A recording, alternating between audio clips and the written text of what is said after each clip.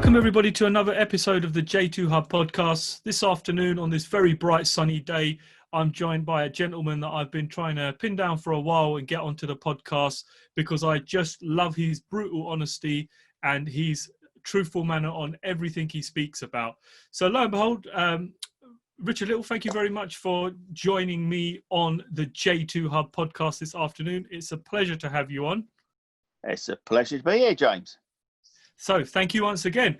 Richard, like I said, I absolutely love your brutal honesty when it comes to talking the truth in property. And in particular, something you said that really resonated in my mind was something along the lines of, generally with new builds, property developers are going to make money when there's a rising market. And the minute you said that, I thought to myself, oh my God, he's absolutely right. Because had my new build not been in a rising market, I would have lost money and lost a lot of money. So I thought, wow, is this really true? And I wanted to get some further information on it. So before I go into that, Richard, do you mind just telling the listeners who you are for people who don't know you? I'd be very surprised if the listeners don't know who you are, but for the few that might not know who you are, and just a little bit about yourself.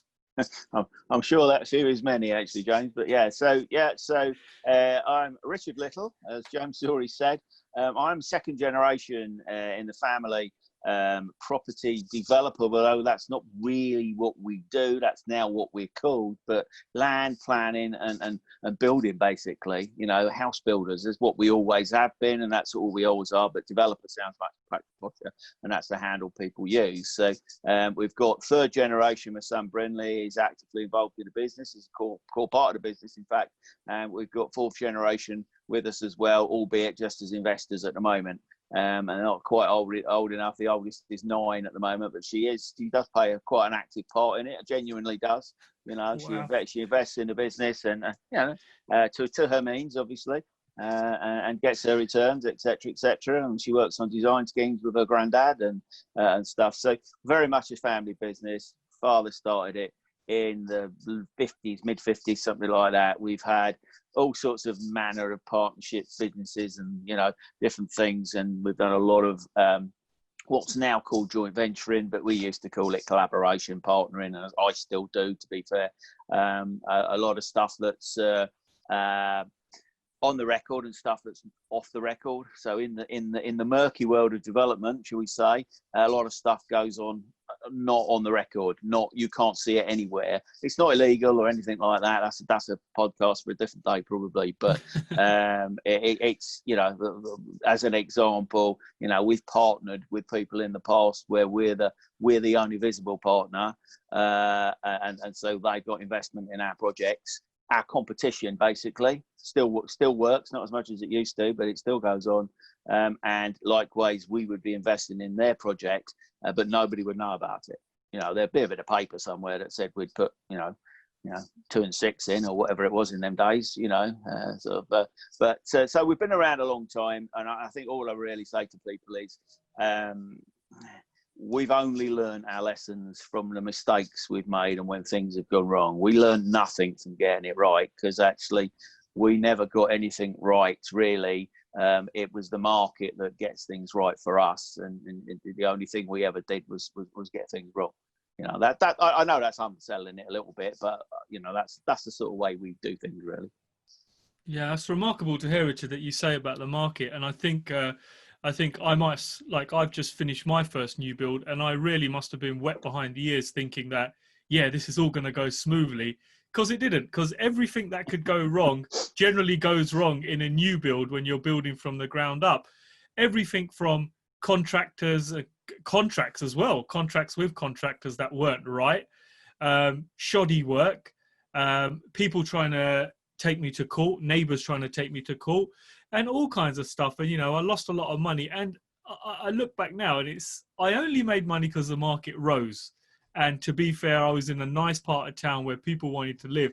Had it had been anywhere in the country, I would have been with a big fat minus, you know, hanging my head in shame, thinking, why the hell did I get into new development? I'm going to say from our own experience over the years, and in the last 5 or 6 years when we've been more involved in networking and bigger groups and stuff like that, you are in the majority, not the minority. But you know, a lot of what goes on is unspoken because it's not the right image for people not to sort of produce what they said they're going to produce, etc. But you know, when we look back, and we don't have the numbers, we just sort of talk about it, and we look back and we sort of say the only real money we ever made was in the rising market. You know, and when we lost, it was at the other end in the falling market. We weren't smart enough to get in and out at the right time for many, many years.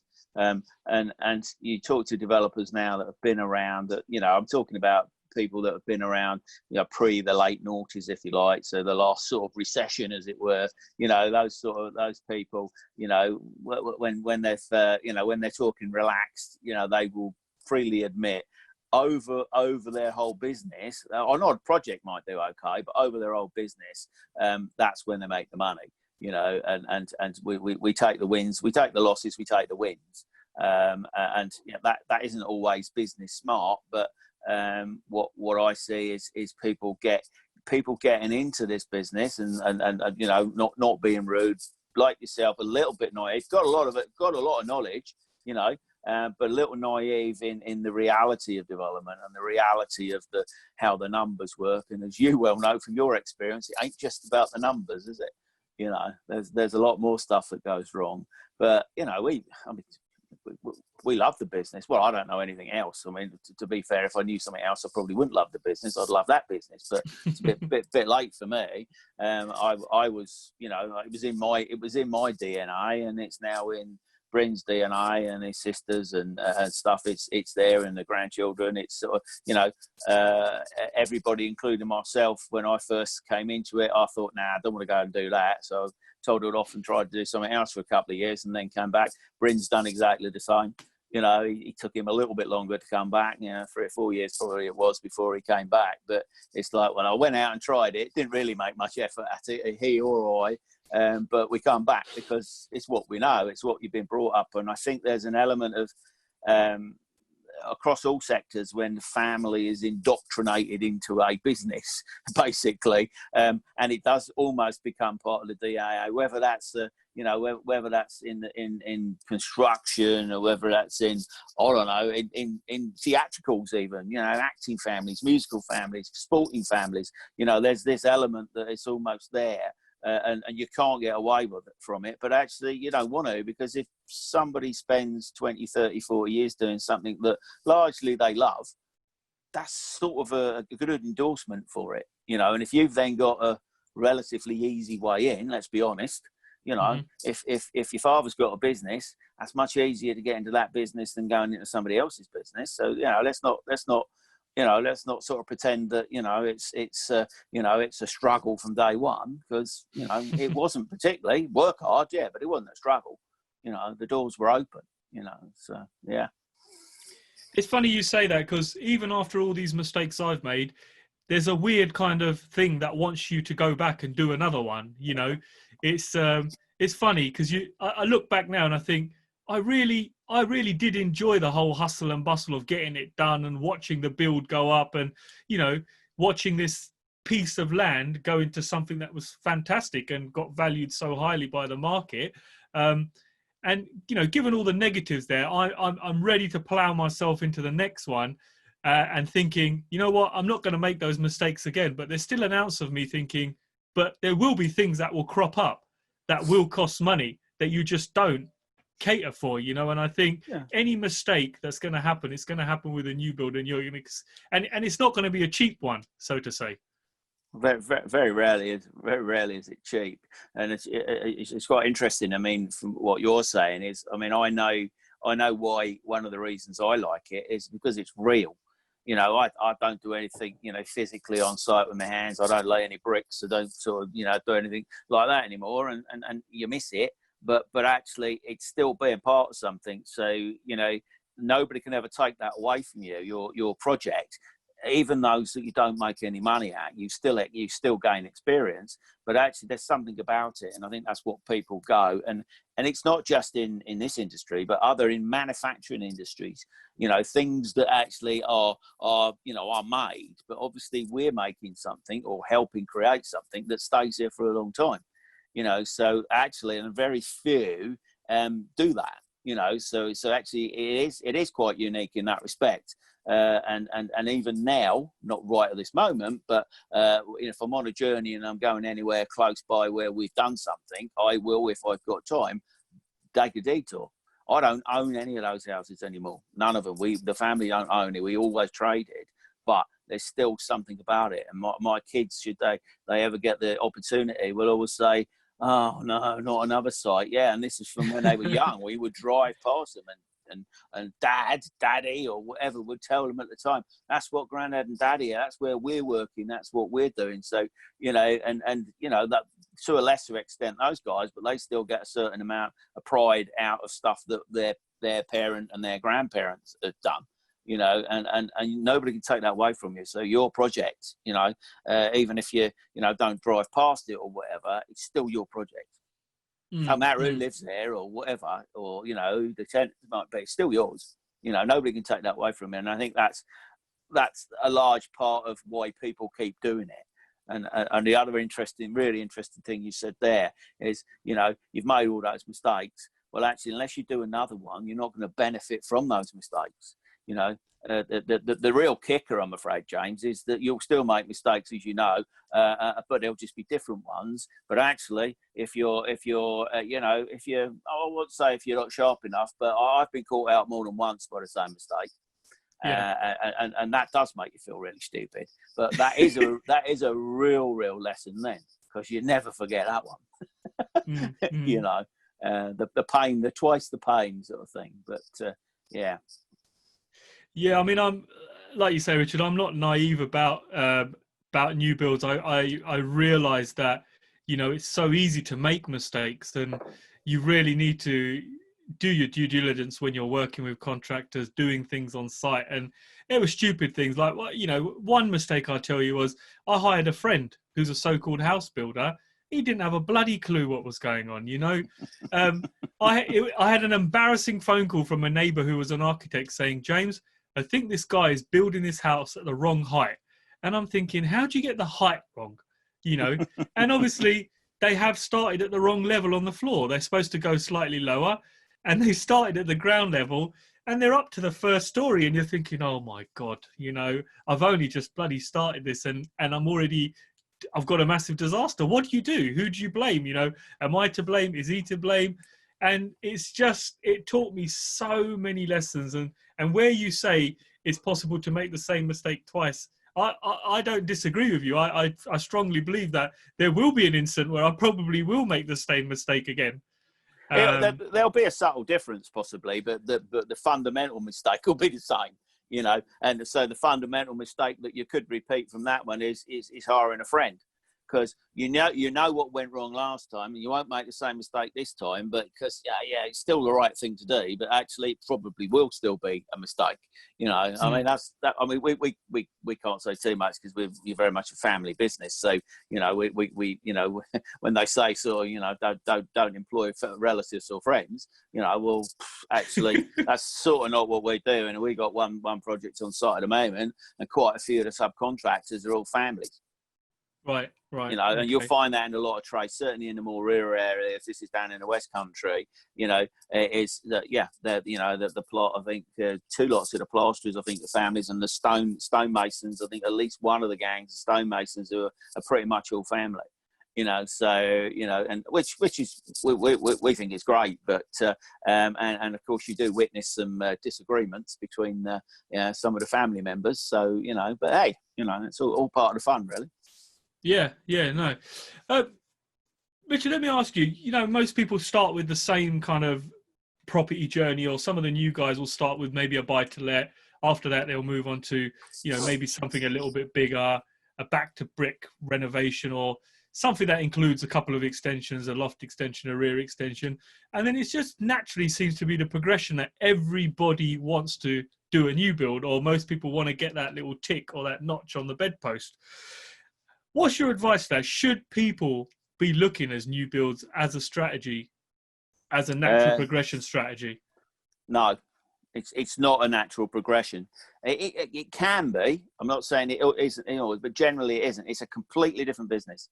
So I think there's a distinction here depending on what your exit is going to be. So if you're new building to hold and you're a property investor, then you understand obviously the hold side and the refinance and all that sort of thing. So yeah, it sort of, you know, potentially makes some sense. It is a good progression to increase portfolio at a bigger rate, etc., faster rate, etc. But generally, from going from a property investor, even if you're not an investor as such and keeping stuff, you're flipping stuff, to actually move from what you say, even a back to brick to a new build, even if it's a one-off, you know, you talk to pretty much anybody.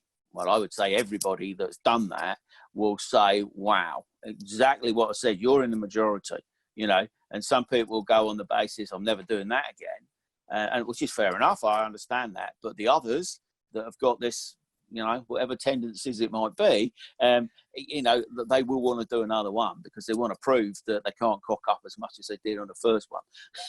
It becomes a sort of a you know, a competition with yourself, really, you know, and actually that's not when people are not being fair on themselves, because it doesn't matter how well prepared you are, you know, even if you were working alongside me, you know, even if you were there every minute of every flipping day, which you wouldn't be, you're still not going to get all the learnings, you know, because a lot of the stuff that experienced people do, they're not teachers as such. I'm not a teacher, you know. It's like, well, if you want to listen to me, then you might get some pointers. But if you want me to give you a structured, this is what you've got to do to learn to be what I've been in the past, well, that's not going to happen, because that my skill set doesn't work like that, you know. So, you know, so it's those learnings that everybody has, you know, you have to learn them, a lot of them, yourself.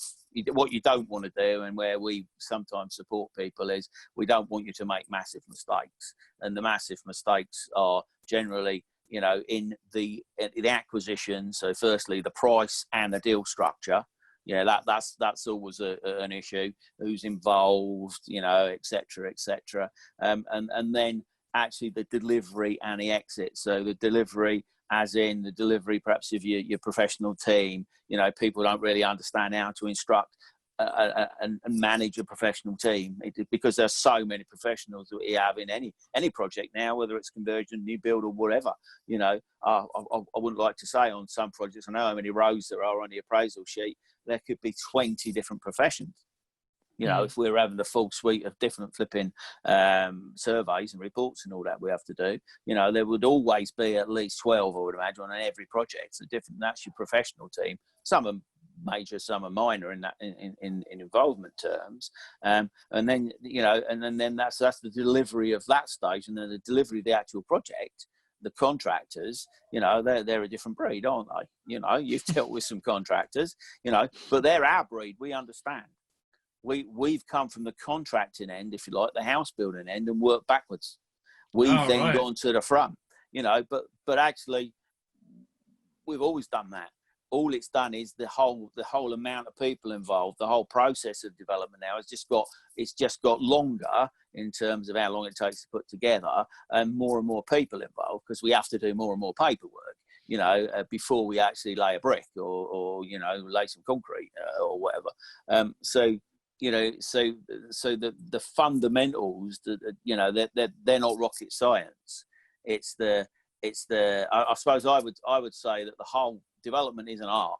The whole thing is an art. It isn't a science. There are scientific aspects to it, obviously, you know, and some of the numbers and, you know, all that sort of stuff. But actually, it's an art. It's actually, we describe it as, you know, we describe ourselves now as what we call a lead developer, which you would have been. You're actually involved in every stage, whether it all be hands-on or hands-off.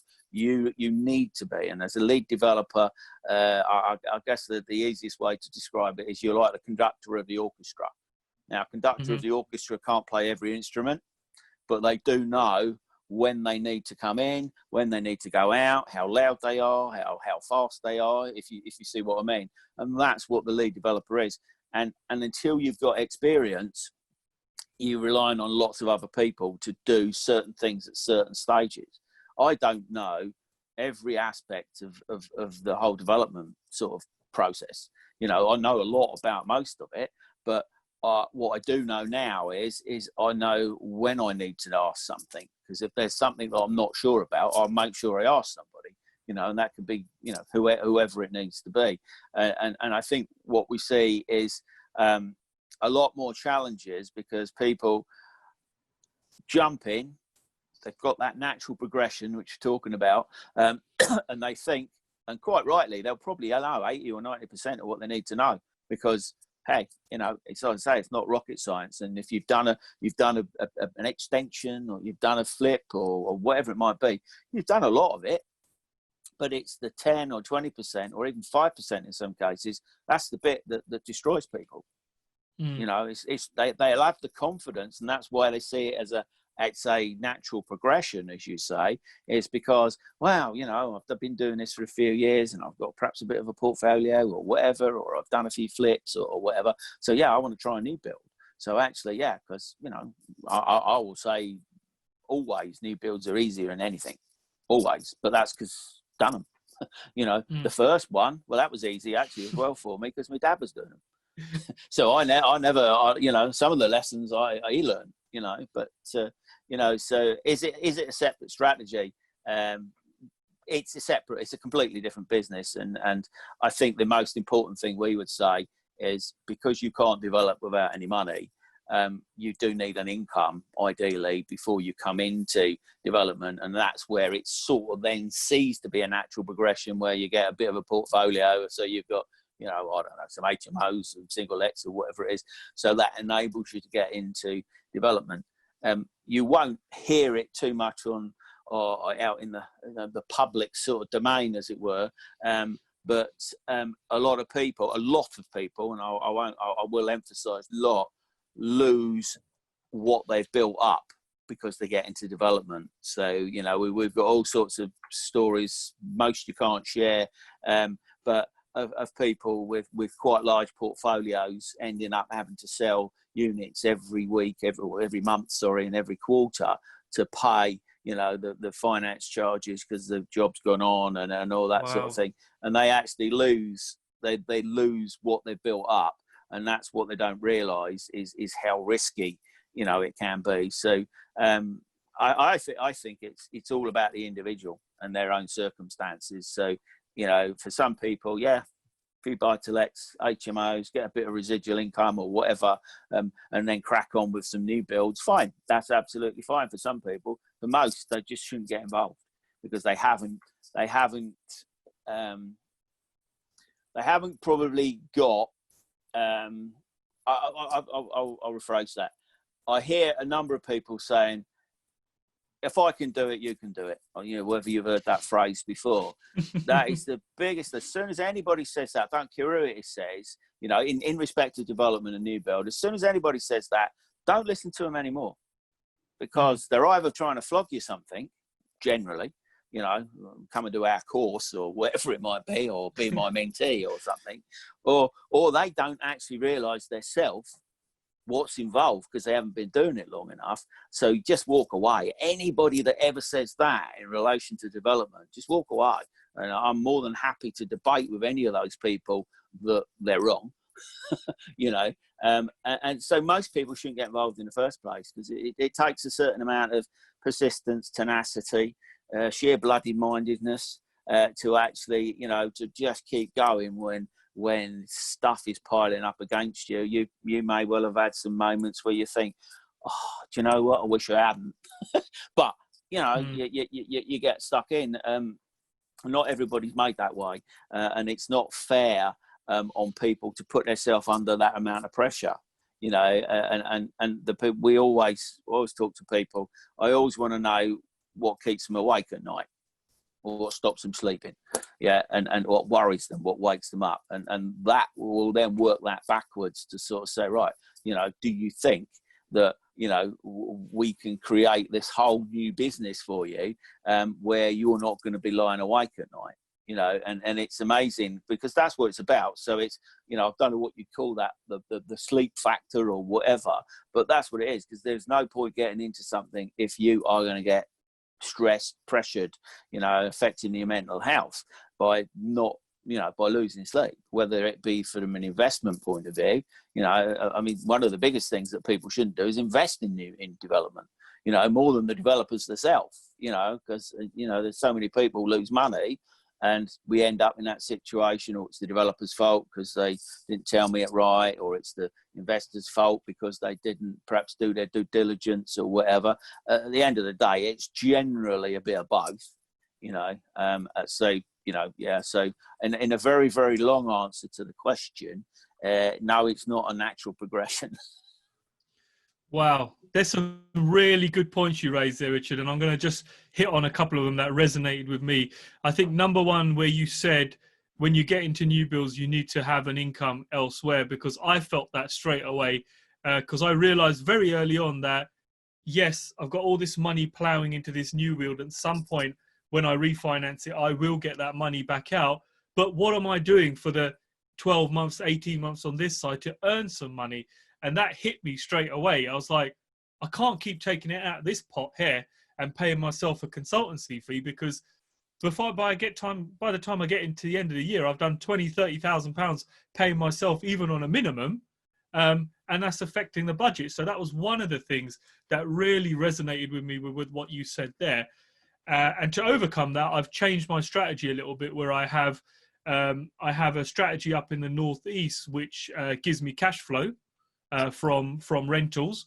And then down in the south, my strategy here in London is to build and to hold and to refinance. But people think just because you're doing a new build, they say, oh, James, you must have shitloads of money. And it's like, no, I said, I can show you my bank statement. I can show you how much money I've borrowed. I can show you how many debts I have. And I can tell you for sure that if this does not work out, I'm going to be sleeping out on the road with my 2 little children. And that was enough to keep that burning desire going. Like you said, people don't realize there's things that keep you awake at night. And for me, it was that factor that in my head, it kept going over. I'm very good at managing fear, but it was still always there at the back of my head. And it was reminding me, James, if this goes slightly that way more and goes a little bit wrong, you could lose the house that you live in, because you've raised the money against that to do this. And, when you have a financial setback or you have a mistake and you're thinking, oh man, I need to apply for a further advance, or I need to try and get some money from here, or I need to speak to this family member, and it's really embarrassing.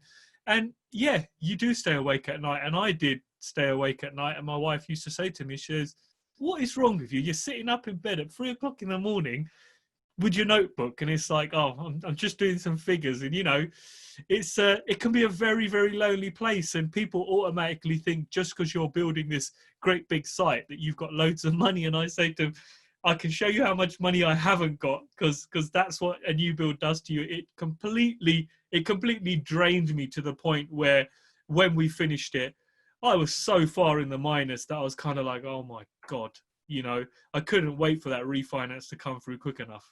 I'm sure you've been there as well. Yeah, we have, and I think it's quite well sort of described as developers are some of the poorest rich people that that you will ever meet, because we're us over the years. It's what we would call feast or famine. There's either a load of money in the bank or there's minus lots. So there is a pressure, and I would say that for some people they need a little bit of pressure to keep focused, to keep motivated, but it's getting that balance where it becomes just like you're out of control, and you can't make decisions. Most people can't make a clear decision at 3 o'clock in the morning. They might make a decision, but it's unlikely to be probably the soundest decision they'll ever make. And really, we don't really want to be making those decisions unless it's after a night of celebration or something or other, and it's a good decision, So I don't know many other businesses, but business itself is mentally tough. It is a strain, and especially if you're the captain of the ship, if you like, you're the one person, and invariably, it doesn't matter how big the business is, it will come down to one person. Amazing, but it does. Yes, they will. Bigger businesses have lots of core advisors and stuff like that. But it still comes down to one person. It's the one person that feels the pressure. And I guess we're not all good with pressure, and I think current circumstances, shall we say, have released a lot of pressure in some ways, and obviously attached a lot of pressure in other ways for people in different amounts. But it's quite good, I think, to understand what it's like to have very little pressure on, and then make a decision on the basis of, right, we're going to go in, we're going to do this development, you're going to look at we're looking at another development, right, okay, what did I learn before? Okay, how am I going to avoid what happened before? Or am I just going to repeat it and accept it and probably deal with it in a better way? Either way will work for you, but sitting right where we're sitting at the moment, it's like, most of us have got a little bit more time than normal to sit back and reflect and sort of say, actually, why am I doing it? Firstly, because it can't just be about the money. It has to be about the money. I would say that. It can't not be about the money. It might be what the money does, but it has to be about it, because if we don't have an eye on the money, then financially, once we start having pressures like you're sort of saying, all of a sudden you've got to go and find another 10 grand or 100 grand or whatever it might be. That's tough, and that's when the pressure really starts mounting up. And actually, for most of us, we don't even realise the pressure, the amount of pressure that we get ourselves under, or put ourselves under. But I would say quite a few people that we end up working with is they handle pressure. They effectively, what is a pressure situation to one person isn't to somebody else. So they will take a situation and put it in various boxes or pass it on or whatever it is they do. So again, I'll come back to, can you sleep at night? If you can sleep at night, then you're pretty okay. Whatever's happening, you're okay. And we've got quite a lot of collaborations, partnerships, that sort of stuff we do. And before we get too involved with anybody, again, having learned from mistakes in the past, is we get to know each other quite well. And we want to know how people perform, not just in a business sense, but we want to know how they perform socially, how they live, how they are health wise and all that sort of stuff. Because as soon as you bring somebody on board as a joint venture partner or whatever you want to call it, it's all of a sudden, what happens to you all could affect and impact, on whatever the project or the business is. So, so it's making sure that anybody that we choose to work with, they're not gonna fall to bits. Because you wouldn't want and some of the stuff to happen. I mean, not the right time to get into it, but I over the years I've known 2 people that have killed themselves. Wow. And because of pressure from the business, or in both cases the failing business, and that's only just 2 people, and there's plenty of other people that we know have had massive problems due to business issues and pressures, because maybe they've taken on something at the wrong time or in the wrong way, taken on a wrong partner. There's so many things, and it's just bad for your own mental health and those around you. Like the missus doesn't, she doesn't really want to be aware that you're awake at 3 o'clock in the morning, does she really? It's just,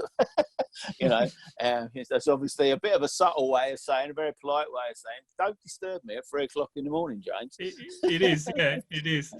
Richard, just going back to what you said there about being, people deal with fear and pressure in different ways. I think my own personal circumstance, I've shared this on social before as well. I ran a print company for 11 years, which sadly went into liquidation, voluntary liquidation.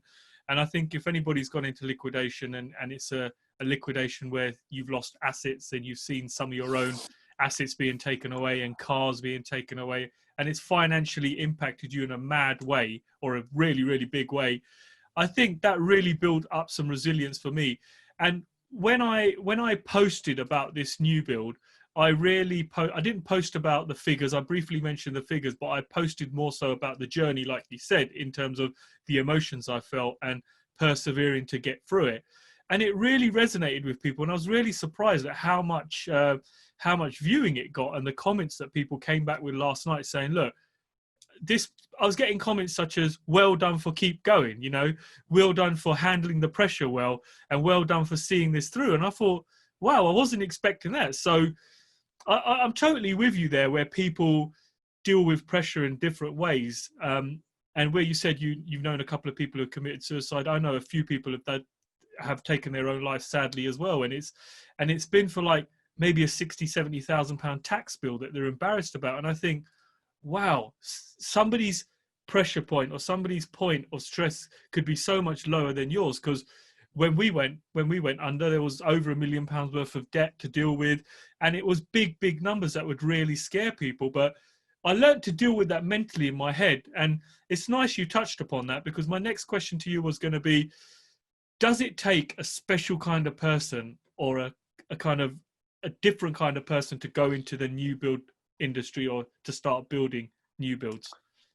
I think anybody that's doing development, whether the new builds or conversion, any sort of, you know, multi-unit sort of development, if you like, I think, you know, it does take quite a lot, because when you look at people over the years that have been successful, and, you know, just because somebody was successful in the 50s, 60s, 70s, 80s or 90s doesn't mean to say it, you know, it's certainly not done in the same way now. But some of the characteristics that you need to actually, you know, have that, you know, perseverance, if you like, that you know, that sheer sort of, yeah, nobody's going to beat me. I'm gonna, you might back me into the corner, but I'm going to come out and I'm going to crack on and get it done.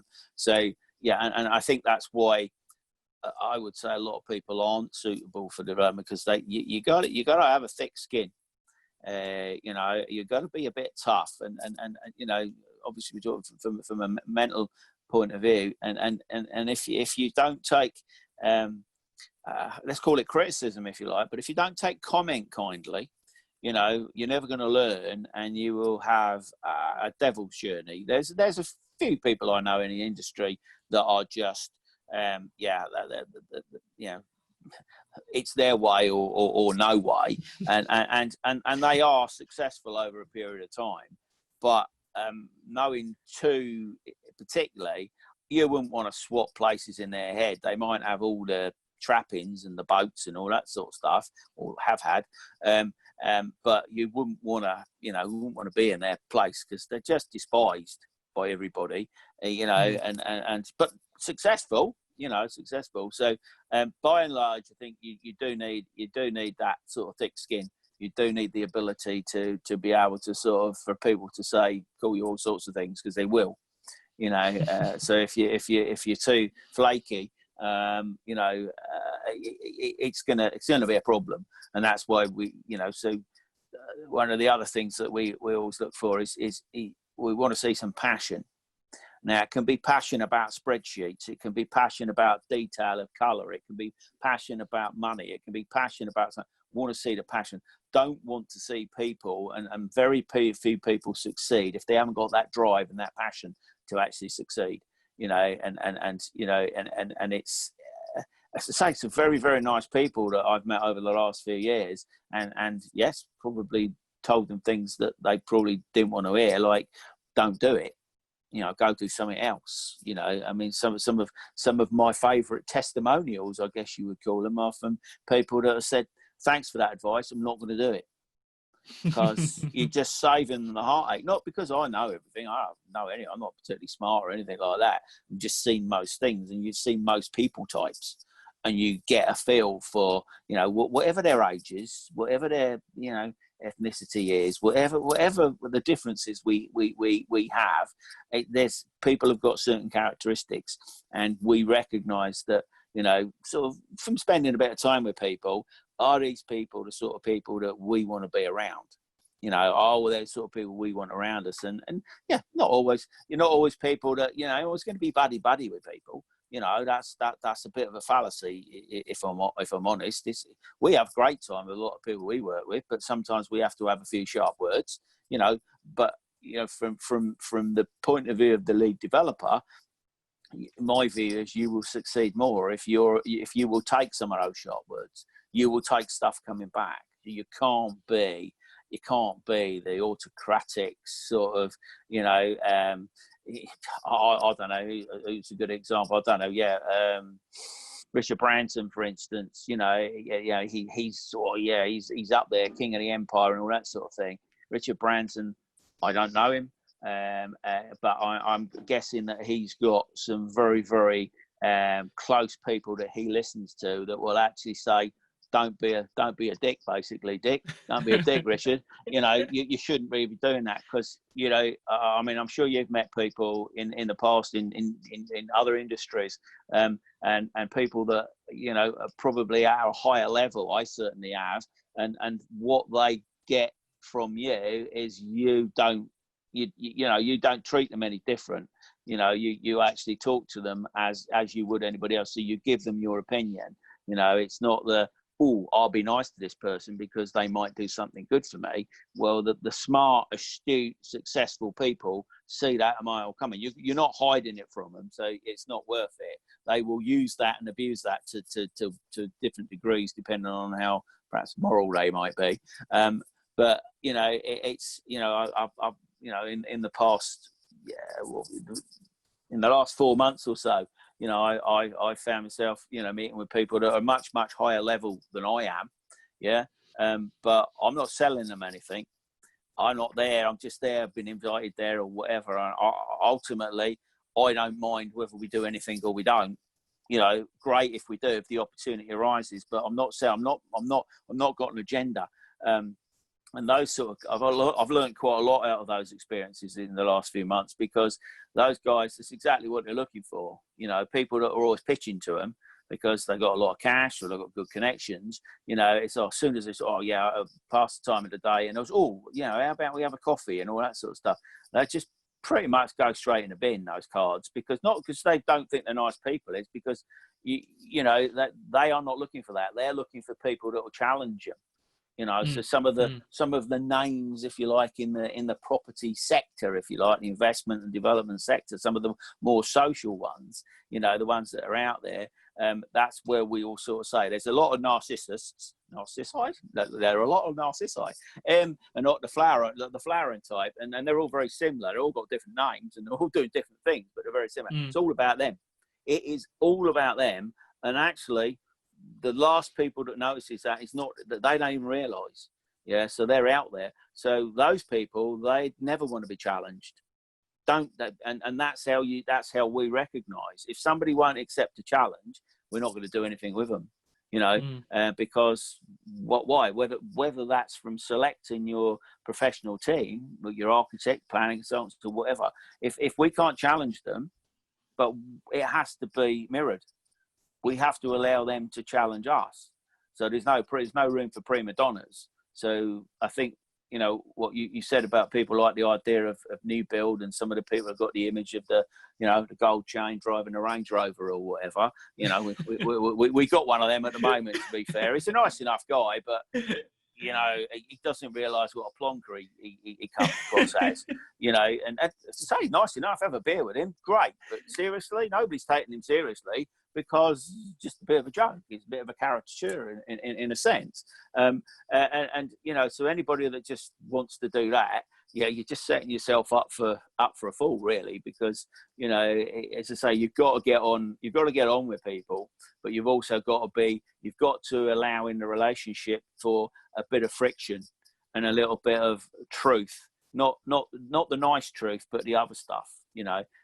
So the way I do it, or whether you call it a management style or leadership style or whatever, it's always reflective, really. So it's always about understanding what works for you, even down to communication. Do you prefer emails, phone calls, WhatsApp, or whatever? And as the leader, if you like, I'll always do what suits you, not what suits me. I will do what suits you, because I believe that that is necessary to get. It's a very minor point, but how you get the best out of the people that you're working with, and you're working with them.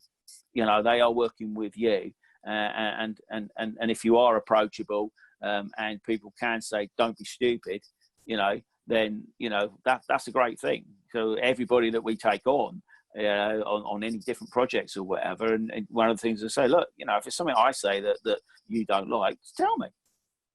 It's how they tell me which determines how long the relationship lasts. So there's a way of delivering either bad news or a different point of view. There's a way of doing that, and if you've got to do it with respect, and most of the people that I meet, which is great, are very considerate and respectful people. Unfortunately, there's the others, the few in every room, basically. Doesn't matter who, in networking rooms particularly. Doesn't matter if it's independent, run by whoever. There's the sharks are in every room. I see them in every single room I go to. Because you recognise them. And it's like, again, nice enough people, but they're the worst type. Yeah. Wow, some really good information there, Richard. Thank you. Richard, I wanted to ask you, from obviously I've done some research in you, and the numbers are you've built over 3,000 homes. Is that right, or has it increased since I? It'll always be over 3,000, because the truth is we don't know, but we know it's at least 3,000.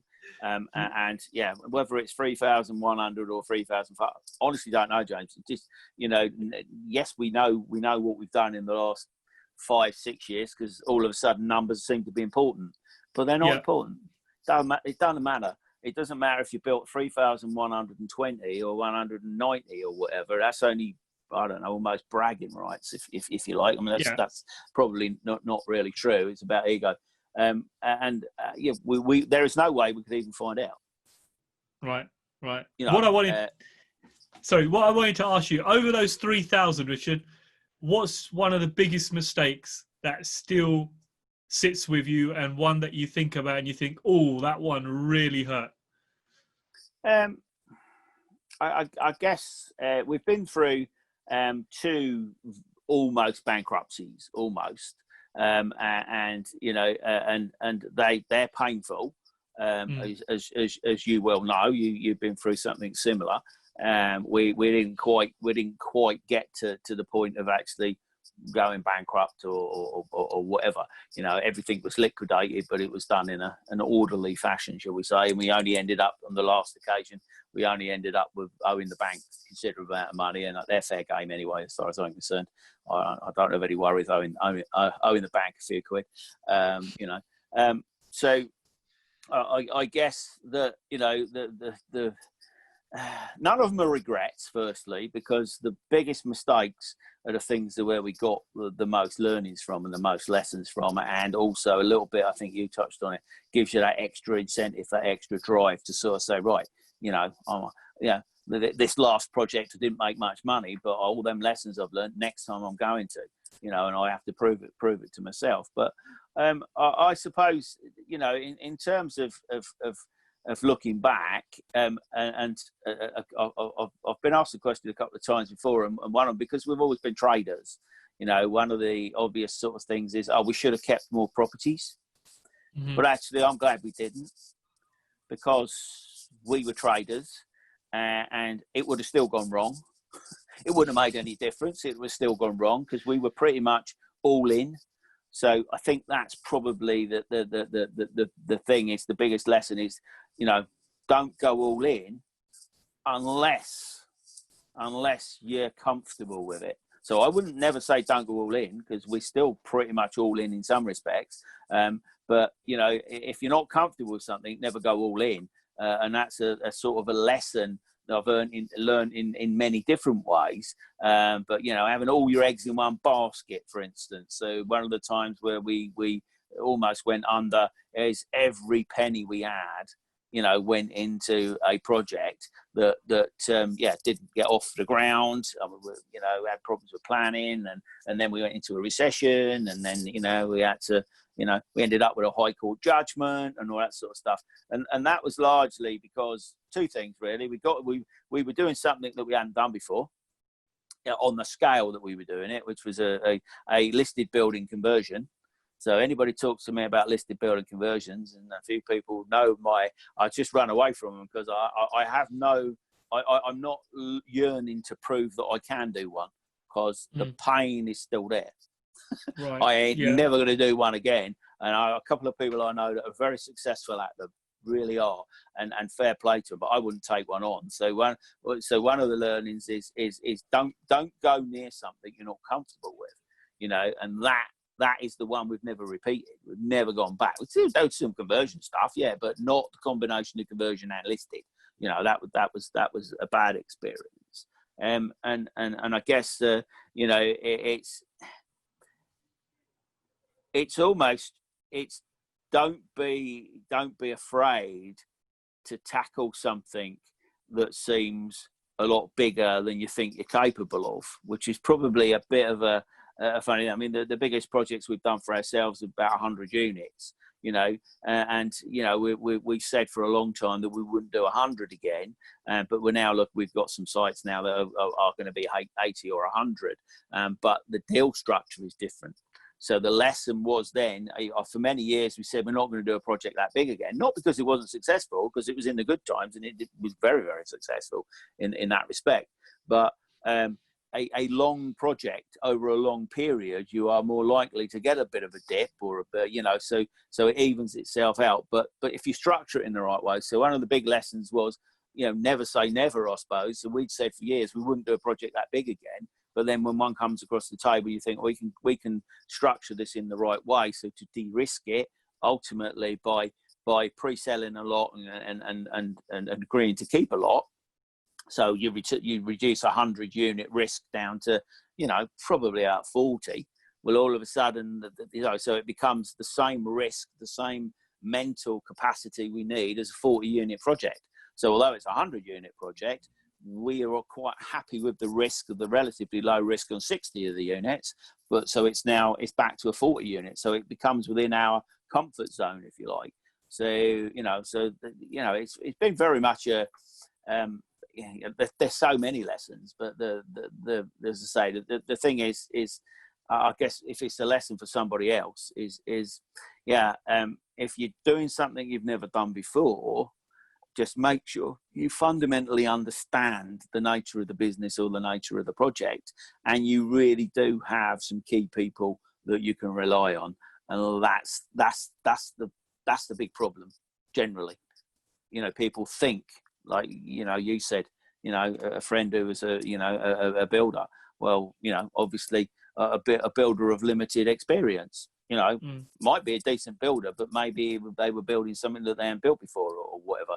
So it's making sure you've got somebody of relevant experience. So somebody could be experienced in new builds, for instance, but they've never done more than 10 units.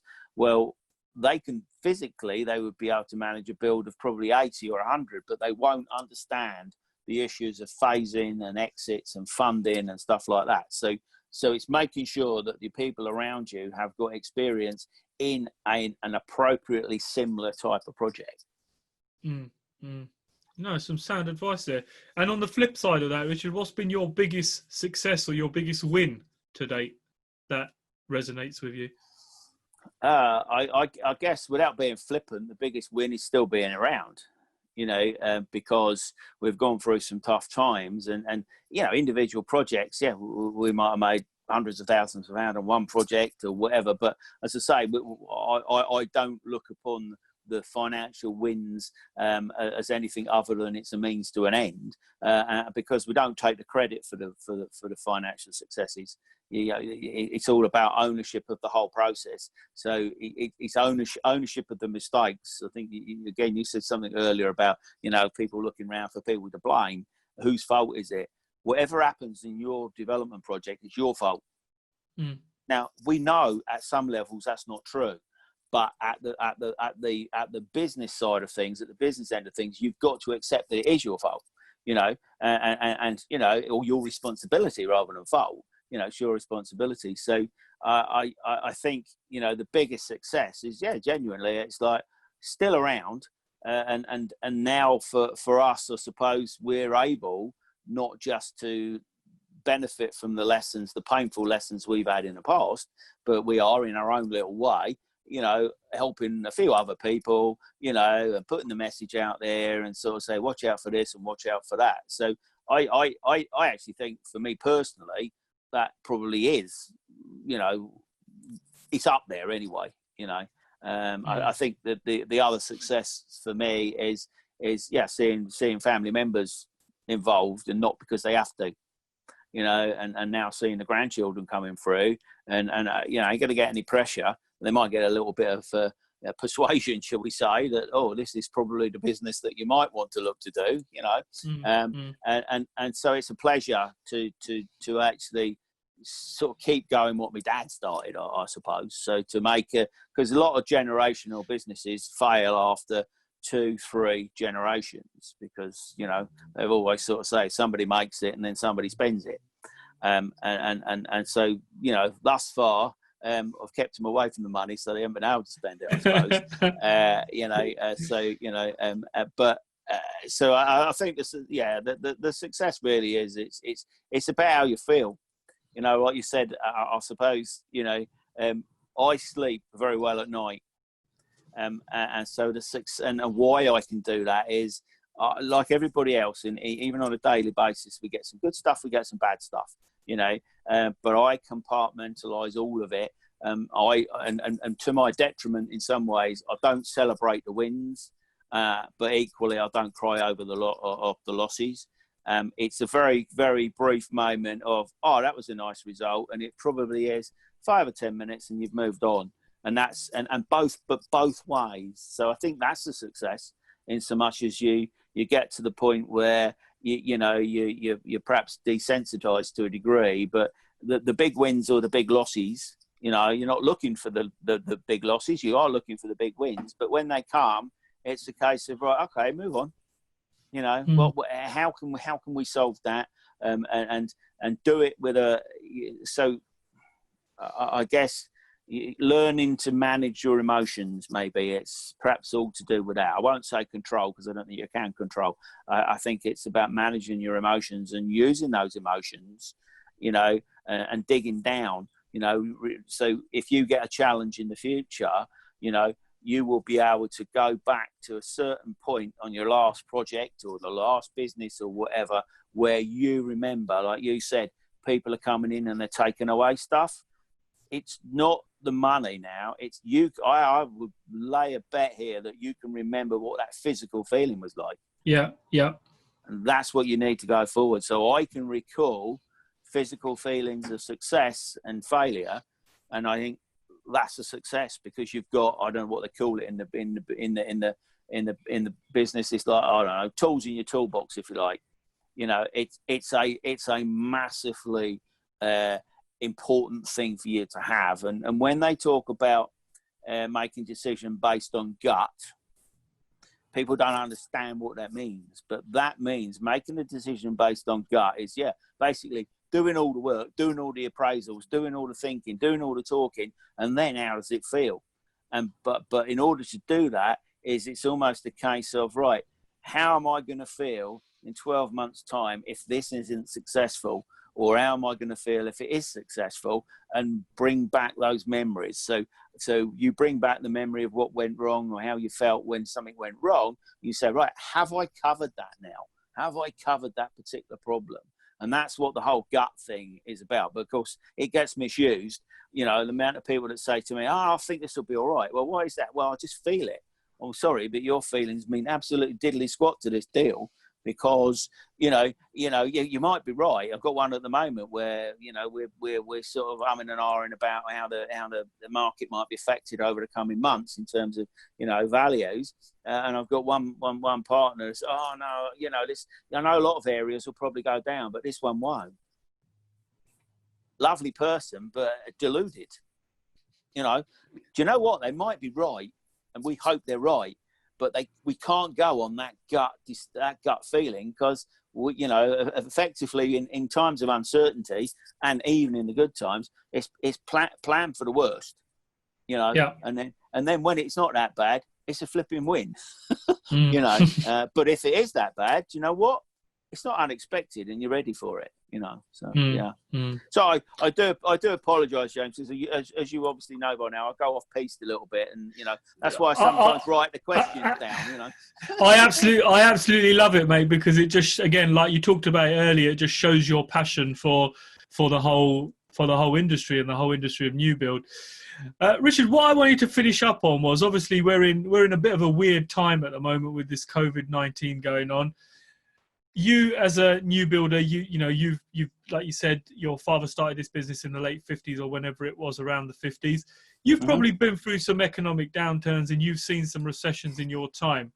I wanted to get your opinion on what you think and how you feel COVID's going to affect the new build industry when we do eventually get out of this whole lockdown and we're back to some kind of normality, which I can't see happening for a long, long time just yet.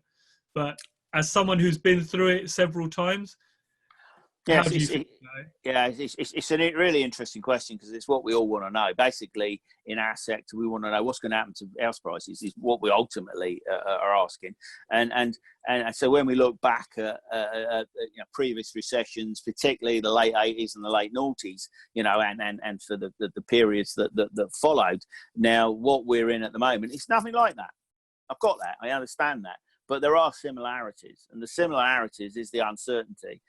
There's a lot of liquidity around at the moment, which we haven't had in the last two. And so what I see at the moment is people being a little bit probably optimistic. So we've had a number of sessions with, you know, some reasonably high-level economists and various people and business people and people that work at a different level than we do. And the range at the moment, and this is where we've got it, the range is from a 20% plus loss to a 10% gain by the end of 21. Now, that's a 30% swing. And do you know what?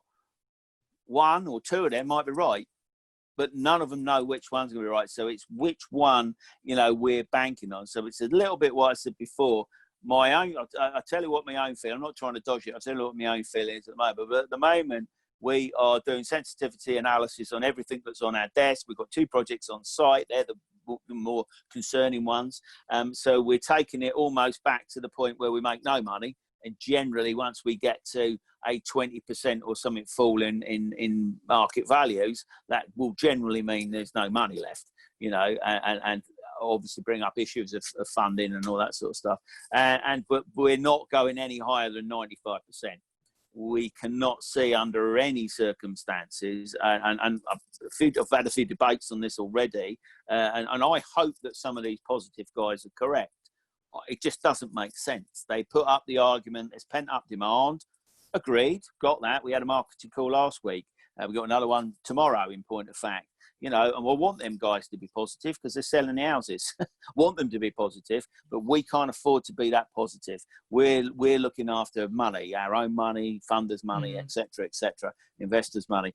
So we have to be cautious. So, you know, so at the moment we're taking all of those and we're actually, you know, working the development spreadsheets, if you like, the forecast cash flows and all that sort of stuff, working on the basis of up to a 20% or there's no money left in it. You know, what does that look like? But to say we're not going any higher, we can't see that there's any way there will be less than a 5% fall. Now, the issue here is it's not how far it falls, it's how long it's falling for before it hits the bottom. So there's plenty of discussion around V-shaped recovery, tick recovery. So a tick like a Nike tick, it's going to go down 5% and then it's going to go up 15%, end up 10% higher than it is at the beginning of the year. Well, I personally, I think that's a deluded approach and a bit pointless thinking about it. You can't make sound business decisions based on the fact that it might go up, you know, 10%, you know, because it doesn't make any sense. So does that mean that those people are going to be paying for sites and agreeing purchases based on that 10%. No, when you question them, no, they're not doing that. So when they put out there that there's going to be an increase, even Savills and Knight Frank, in the last, I think we're about a month ago now, they're forecasting a bit of a drop in 2020, and then it's going to I think 3-4%, something like that, drop in 2020, and then pick back up during 2021. So at the end of 21, we're going to end up where we were at the beginning of 20. Well, I think that's the best case scenario, absolute best case snenario. And so, as I say, where we're fitting and making our decisions at the moment, and we've pulled out some exchanges. We've got one that's gone through or going through, but the deal structured in the right way. That's fine. But we pulled out a couple. Is we're going on. My feel is we're probably going to see a 10% drop, and that's going to vary in where we are in the country. Yes, I don't think we'll see a drop in central London. I think that's just going to go.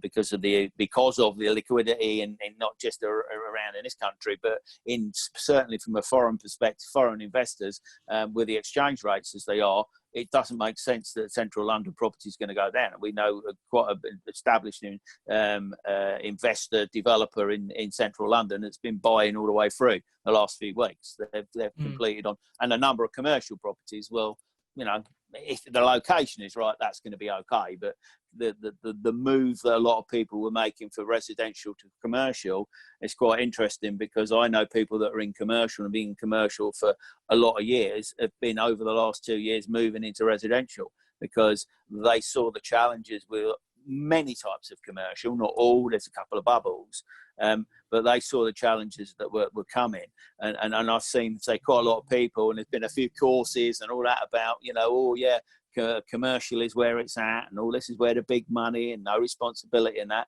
I hope some of those people haven't gone too far down the line, because the commercial market in most areas is just going to be chaotic.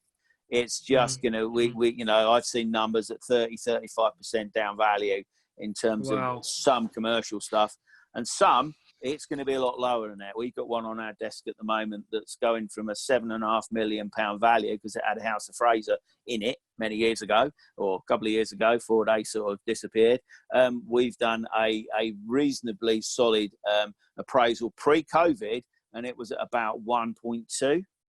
Now that's a heck of a lot of money to take off your book, but anyway, that's the thing for another day. So our feel is that we're going to be 10%. It's not going to be a tick. I personally don't think it's going to be a V either. I think it's going to be more of a U. So we're going to go down. It's going to flatten out, and it will be quite some time before it picks up. And one of the reasons that I'm really saying that is, what we have here is, obviously, I hate the word now. I've got bored with unprecedented, but we do have unprecedented times.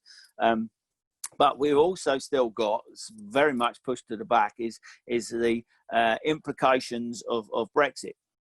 Now, that was already going to, whatever your politics are, that was already going to give us some financial challenges. And I think most sound people would agree on that, or say whatever you voted, it's not the point. But that is only going to compound the effect that all the emergency measures are. The saving grace for me is that it is far more of a worldwide spread of an issue than even, when we said, the last recession was world. Yes, it was world, but it wasn't all of the world. It was just those of us that think we are the only bit of the world, Americans and a bit of Europe and a bit of that, it wasn't really worldwide. So, a little bit of Asia, to be fair. But so at the minute, my own feel is that, I think we might see a 5 to 10% drop off in value in some areas for some time. And we'd be happy with that. I.e., we'd be happier if it wasn't that. But if it sits at that, what we don't want to see is when it goes into double figures, that's a scary place, because so many people are gonna just lose everything, and being a bit of known to be quite what we say. Well, in many circles, I'm known as a bit of an egghead, or a lot of an egghead. I actually think I'm quite realistic. And I'm not super optimistic like some people are. But you know, I think we've already got stuff on our desk of businesses that are going to go. We've got projects on our desk that the people that own the projects don't know they're going yet. You know, because the funders are pulling them, investors that are going to lose their money. Sometimes we've got a couple where the developers do know they're going, but the investors don't. You know, and they're going to lose lots and lots of money. And of course, the flip side to that is people that have been around a long time and people that are well positioned. Not even if you've not been around a long time, there is massive opportunity. Massive opportunity only generally comes only comes when there's massive loss for somebody. Very rare is massive opportunity come from, oh, everybody's got it. It normally costs somebody, and that is, you know, we're quite used to that, and we're quite, you know, and we're quite happy with the situation that we haven't caused the problem, you know. So we will be where we can. We do a bit of project rescue, but normally people come to us too late. The best time to ever come to us was always before you even structure a deal, because when we look at some of the projects that are in trouble now, and of course we have a wonderful excuse now, all the problems with our project that went wrong, and I'm sorry investors who lost your money, it's all down to COVID-19. And in most cases, that's a load of nonsense. And right now, that will be a load of nonsense. It's the fact that it was probably a dodgy deal in the first place, you know. So yeah, I as I say, we're not expecting it to be very exciting over the next 2 years on the build out what you've already got, what you've already committed to, you know, and I do feel for a lot of those people that are going to suffer, because you would as well, because you've been there in a different business, but you know what it feels like. And you know, and all I'd ever say, anybody that ever listen, you know, anybody that listens to me, listens to this podcast, is if you find yourself in that position, reach out and talk to somebody. You know, I'll say right now, we rarely got the answers for you, but sometimes you just need somebody to listen and understand who's been through it. You know, they understand the pain. People like yourself, people like me, that can sort of say, look, guys, it seems really dark days at the moment, but, you know, with a little bit of a sort of a, you know, a bit of a mindset-y thing and a bit of, you know, a bit of encouragement, a bit of support, you will get through it, and you will come again. You know, you've come again. You know, you've had your dark days, you know, and you've been quite open about that, and you know, absolutely fair play. You know, you have come again, and you're still having challenges, but you know, life's about challenges, isn't it? Wow, Richard, all I can say is, mate, you've delivered some serious value there, mate. You had me fully engaged for I think we've been on for an hour and 20 almost. I want to wrap it up there, but I do want to link with you again, because I think there's so many topics we could talk about that are just so exciting. But I want to finish the podcast off on something that I think you do, which is great, is your book here. And I call it your no bullshit book, because I've only just started reading it, but I want to sit down this weekend over a couple of cold beers and really just go through this. But you were kind enough to send me this copy for nothing. You know, all I did was reach out to you, and I think you've done that with a few people. So do you want to tell the listeners where they can grab hold of this house building handbook that you and your son have put together? Yeah, if they join the house building business community on Facebook, they'll also get one for free. That's pretty much, I mean, yeah, you can go buy it on Amazon if you like, and of the £7 or whatever you pay, we get about 30p probably. We get a royalty check or whatever it is every quarter. You know, we sell quite a few, but it was never done to make money. It was more about getting some, you know, stuff out there, and I think it's quite a good thing. It's the no bullshit. If it had bullshit in it, it'd be a lot thicker. It is a small book. You know, look, let's be honest. Most people don't need to know my stories. They just need to look at the book and sort of say, it's a 2-hour read. I'm reliably informed by many people. So, we sent out, I think, well, actually, we're waiting for envelopes at the moment. So there is a few people waiting. We'll have sent out over 100 in the last 2 weeks. Just from, we've started what we call 100 in 100 on our community Facebook thing. So it's effectively 100 pieces of information, if you like, over 100 days. So it's between 10 and 20, 25, 30 minute sessions every day, where, anybody that can put up with listening to me or with some Bryn or both of us sometimes, there are some gems in there. But yeah, the book is just the fundamentals. You know, if people that read the book, if they don't know that, all of that stuff in that book, they're going to struggle. You know, and as I say, it's a 2-hour read, you know, and yes, there's a heck of a lot more you need to know, but hopefully that book will put a few people off, because even that book will sort of, oh, I didn't know it was this involved. You know, ultimately, you didn't build your last business and the business that you're building now, you didn't build it without hard work. Yeah. And the bottom line to any successful business is successful, sustainable business anyway, is hard work. It's hard graft. All these successful people that we sometimes look up to, you know, there ain't many of them that are sitting on the beach, you know, not doing any work, because it's that they just love the business, or they love business, and they stay involved, you know. And it's like, you know, I don't know, I don't do any traveling obviously at the moment, you know, and we're normally be in Spain, you know, for a lot part of the year, but you know, I don't know, I'm probably down to between 8 and 14 hours a day at the moment in terms of, you know, calls and different things and stuff like that. So I'm now being more productive than I was before, because I'm spending less time traveling, you know. And people sort of say, well, you know, well, don't you want to take some time off? I enjoy what I do. I take a bit of time off, you know, but it's not a lot, because, you know, I don't play golf and I don't drive fast cars and I don't do whatever else, you know, and it's what I enjoy. You know, Bryn will tell you, or anybody, if I want to do something for a change to switch off, I'll just work on a different project.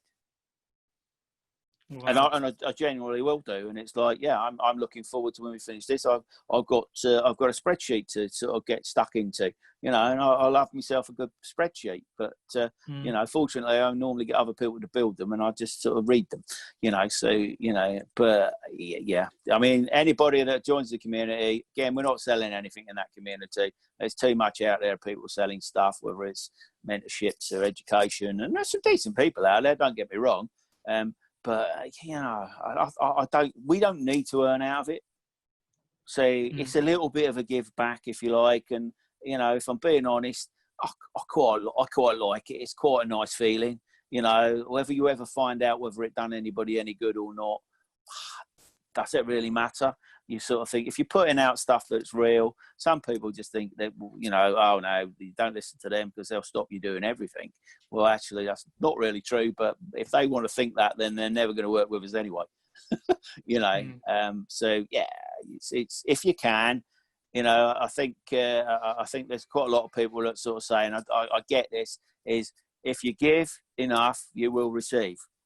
You know, and I think you get that, and I've seen that quite a lot over the last few years, and I'm seeing it particularly at the moment. Fantastic time at the moment to be giving. Yeah, don't even be thinking about receiving at the moment, because, you know, one day, you know, we'll all benefit from some of the stuff that's going on at the moment, we hope. So it's all about giving now, you know, all about giving. And I think on that note, Richard, that's a perfect note to finish this podcast off on. And I want to thank you once again for agreeing to come on and be my guest. It's been an absolute pleasure. I've really, really enjoyed it. I've been fully engaged. I can't wait to get this episode edited and put up there, because I think people are going to take a lot of information away from this, and it's all about value. So once again, Richard, thank you very much for being on the J2 Hub podcast. And I look forward to catching up with you very, very soon. Been a pleasure, James. Thank you.